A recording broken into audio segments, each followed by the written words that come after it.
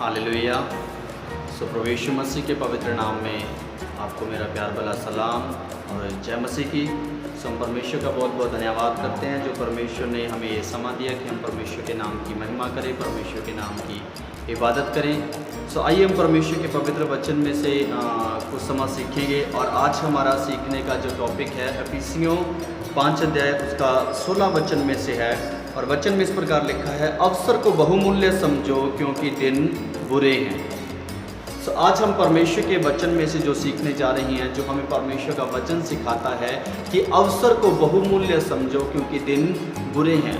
हम इन दिनों को देख रहे हैं, हम इन दिनों में आज चलते फिरते हैं, तो आज हमें इन दिनों में सीखने की और समझने की ज़रूरत है कि ये दिन बुरे हैं और इन दिनों में हमें अवसर को बहुमूल्य जानकर समझना है और इनमें हमें परमेश्वर को भय मानते हुए, परमेश्वर के प्रेम में बढ़ते हुए, परमेश्वर के वचन में बढ़ते हुए आगे बढ़ना है और समझदारी से चलना है, क्योंकि परमेश्वर का वचन बताता है कि अवसर को बहुमूल्य समझो क्योंकि दिन बुरे हैं। एक कहानी सुनाना चाहता हूँ मैं आपको। एक बार एक फॉरेन कंट्रीज़ में रहता हुआ एक टाइसन नाम का एक व्यक्ति था। और वो टाइसन नाम का व्यक्ति उसको क्या हुआ, एक लड़की से वहाँ पर प्यार हुआ और वो प्रेम में अपने मतलब रिश्ते में बहुत घूमने लगे, एंजॉय करने लगे, घूमना, इधर उधर घूमना और बहुत सी मतलब कि इस प्रकार से वो रहने लगे और एक दूसरे में बहुत खुश थे। और उनका प्यार धीरे धीरे इतना बढ़ने लगा कि उन्होंने शादी कर ली। वो शुरुआत में अपनी शादी में बहुत खुश थे और अपनी उस शादी में खुश थे और धीरे धीरे जैसे जैसे उनका शादी का समय बढ़ता चला गया, धीरे धीरे उनका प्रेम कम होने लगा, उनका प्यार वहाँ कम होने लगा और उनके बीच में लड़ाइयाँ झगड़े होने लगे। और धीरे धीरे उन्होंने क्या सोचा, वो लड़का जो टाइसन कहने लगा, अपनी पत्नी से कहने लगा कि मुझे तेरे साथ नहीं रहना है और मुझे तुझसे तलाक लेना है।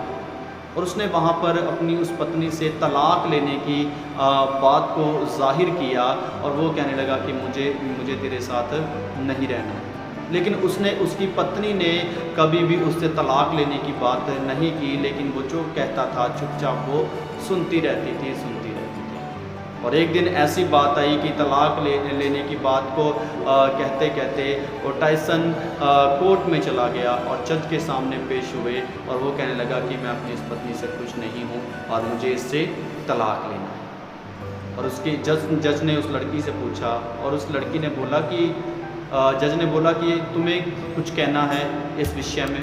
वो कहने लगी कि मुझे इस विषय में कुछ भी नहीं कहना है। अगर ये तलाक चाहता है तो ये तलाक ले सकता है, लेकिन उसके लिए मुझे कुछ समा चाहिए। उसने कुछ एक नियमित समा मांगा कि मुझे इतने दिन इसके साथ रहना है। तो वो कहने लगा कि ठीक है, इतने दिन और रहना है तो रह सकते हो। लेकिन लड़की ने बोला कि इसके लिए एक शर्त है कि इन दिनों में जो तुझसे कुछ कहूँगी या जो तुझसे कुछ मांगूंगी वो सब तुझे मानना हो। उसने बोला ये भी ठीक है।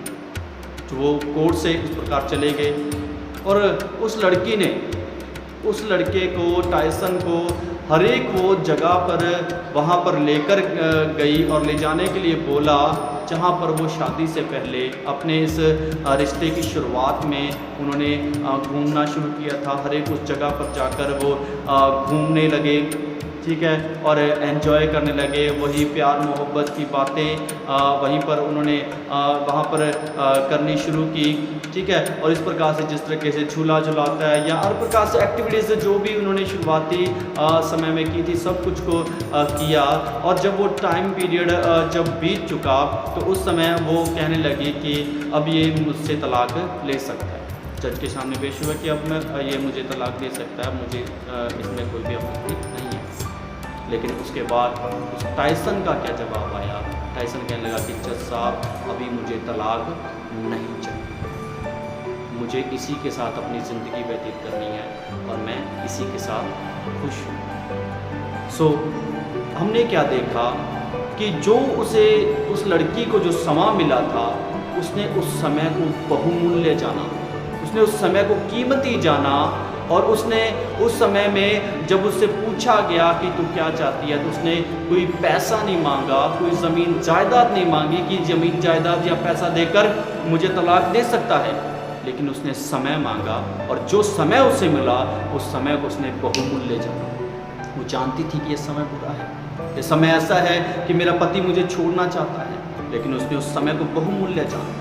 अपने पति के मन में अपने लिए उसी प्यार को वापस जगाया जो प्यार उससे उनके बीच में से दूर हो चुका था और जो उस प्यार को वो भूल चुके थे, और उसी प्यार को दोबारा से उसने से वापस अपने पति के अंदर जगाया।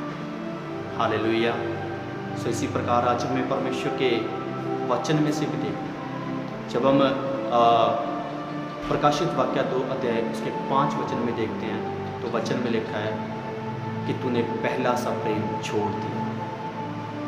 सो आज कहीं हमारे जीवन में भी ऐसा तो नहीं है कि हमने वो अपने जीवन का वो पहला सा प्रेम छोड़ दिया है जिसके कारण हम परमेश्वर से दूर हो चुके हैं।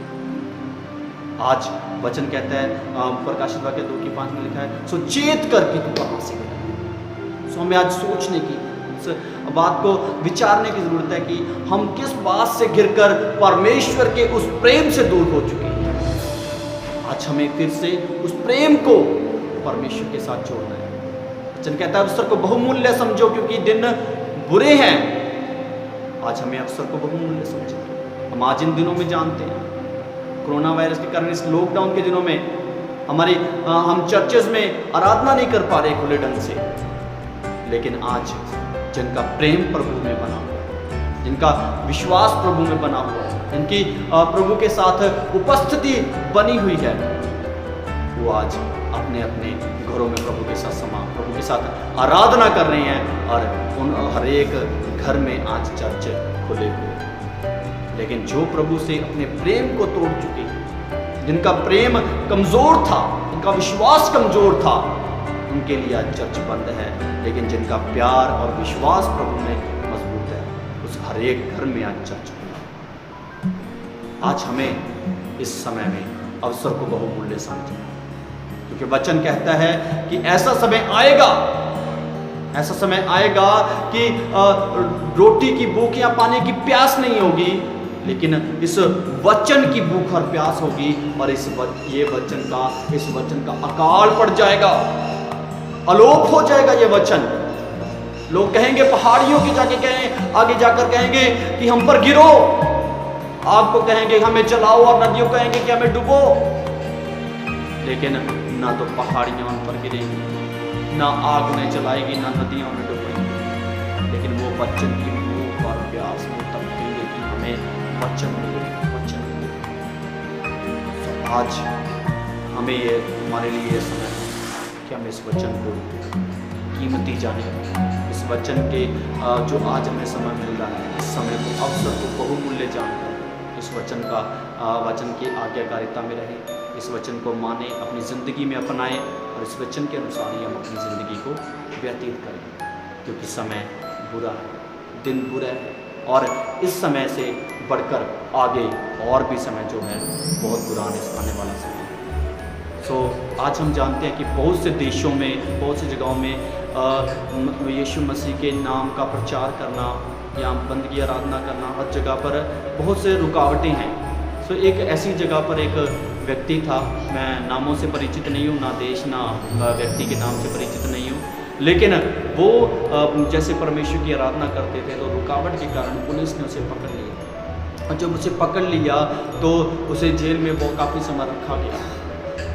वो उस समय तक अपने जो मन में, जो माइंड में जो वचन था उसको दोहराता रहता था, लेकिन धीरे धीरे वो वचन उसके माइंड से स्किप होने लगा, वो उसके माइंड से गायब होने लगा। जब वचन वो भूलने लगा जब वचन को, तो उसने वचन की भूख और प्यास बढ़नी शुरू हुई कि मुझे वचन चाहिए।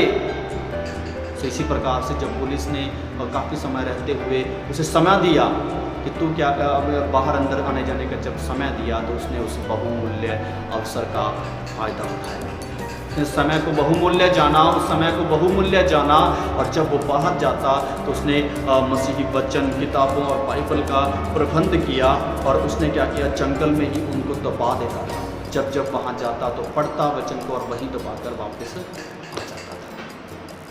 आज हमें भी अवसर को बहुमूल्य जानना है, और अवसर को बहुमूल्य जानकर परमेश्वर के वचन को पढ़ना और परमेश्वर के वचन की पालना करते हुए आगे बढ़ना है। केवल इग्नोर नहीं करना कि हमारा बहुत माइंड है या हमें सब कुछ याद है या हम बहुत से वचन के ज्ञानी हैं। वचन कहता है हमारा ज्ञान अधूरा है, हमारा ज्ञान अधूरा है। हालेलुया। हमारी बुद्धि, हमारी समझ अधूरी है। इसलिए आज जितना ज़्यादा हो सके हमें प्रभु की संगति में, प्रभु के वचनों में समय बिताना है और प्रभु की हजूरी में बढ़ते जाना है, क्योंकि वचन कहता है अवसर को बहुमूल्य समझो, क्योंकि दिन बुरे हैं और जो पहला सा प्रेम छोड़ चुके हैं। वचन कहता है सो चेत कर कि कहाँ से गिरा है और मन फिरा पहले के समान काम कर और वो प्रेम जो प्रभु में था प्रेम में वापस आ। तो आज हमें इस वचन पर गौर करनी है और परमेश्वर के नाम की मांगना है। परमेश्वर इस वचन के द्वारा सबको आशीष दे, सबको जय मसीह की। परमेश्वर के नाम की